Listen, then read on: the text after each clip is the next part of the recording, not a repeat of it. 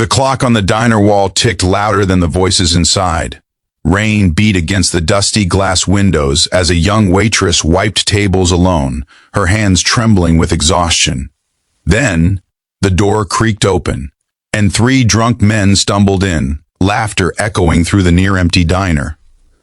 "Hey, sweetheart," one of them slurred, his voice sharp like broken glass. "Get us some coffee and make it fast. Serve us, betch." Her heart skipped. Every face in the diner turned away. No one wanted to get involved. She swallowed hard, clutching the tray. She'd been insulted before, but never like this. She whispered, "Please, sir, just a minute." The man slammed his fist on the table. The sound made her flinch. The laughter got louder, and for a moment she wished she could just disappear. But fate had other plans, because that was the moment when the bell over the diner door rang again, and 10 bikers walked in. Before we go further, if this story already has your heart racing, hit that like button, comment your thoughts, and subscribe to Kindness Universe for more real, emotional stories that restore faith in humanity. Story development.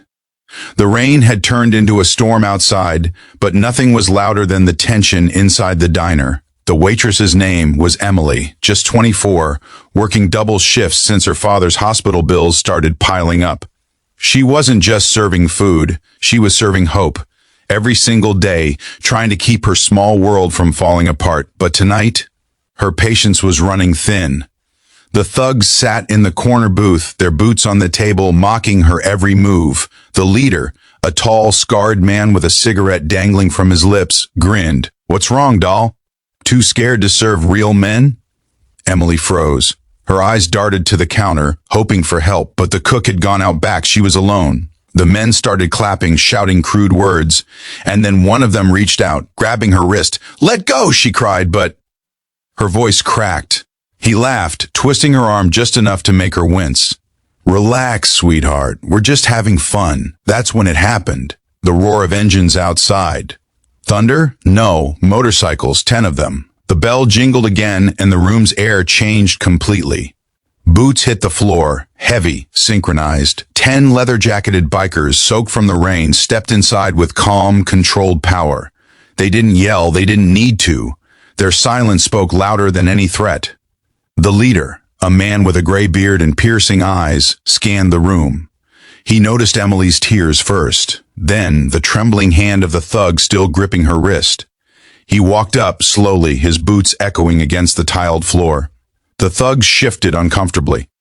"You boys done eatin'?" the biker asked, voice calm as a storm before lightning. The scarred man smirked. "Who's asking?" The biker leaned close. "The guy who decides if you leave here with your teeth." The diner went silent. Even the rain outside seemed to pause. The thug let go of Emily instantly. She stumbled back, clutching her wrist, tears welling up, but this time they weren't from fear.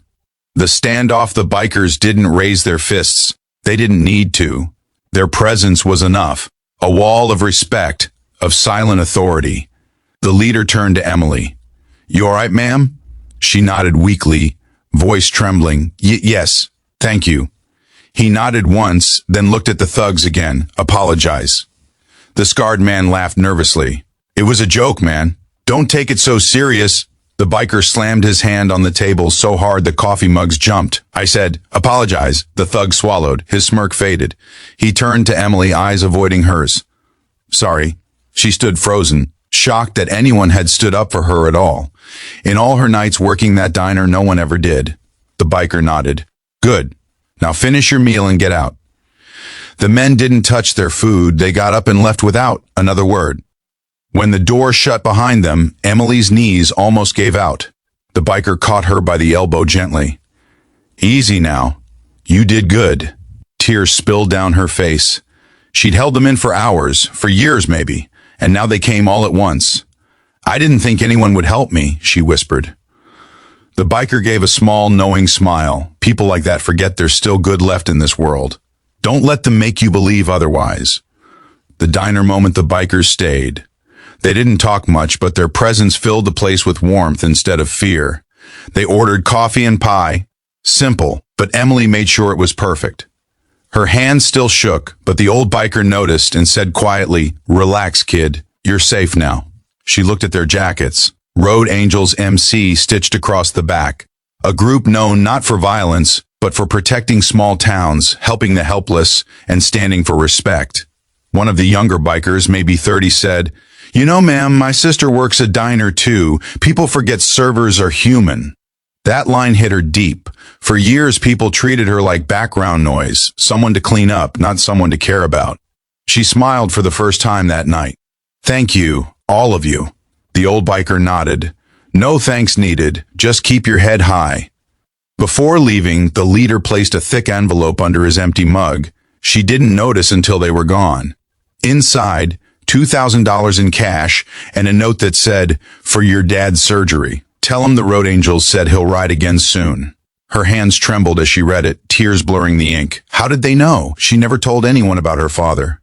Maybe kindness doesn't always need an explanation. Aftermath. The next morning, Emily visited the hospital. Her father's eyes widened when she placed the envelope on his lap. "Where did you get this?" he asked. She smiled softly. "Some angels stopped by the diner," he chuckled weakly. "Angels? Wearing leather?" She nodded. "The kind that fight evil in their own way." That night, as she walked home past the glowing diner sign, she realized something powerful. The world could be cruel, but it could also be breathtakingly kind. And sometimes, the difference between fear and hope was just 10 people who chose to care. If this story touched your heart, please take a second to like, share, and subscribe to Kindness Universe. Your support helps spread stories that remind the world kindness is still alive. Ending message. Emily kept working at that diner, but something in her had changed. She no longer looked down when serving rude customers. She looked them in the eye, not with anger, but with quiet strength, because that night taught her something she'd never forget. Greater than courage isn't the absence of fear. It's standing tall even when your voice shakes. And somewhere on the highway, 10 bikes roared into the distance, carrying with them the echo of a promise that no act of cruelty would ever go unanswered, and no kindness would ever go unseen.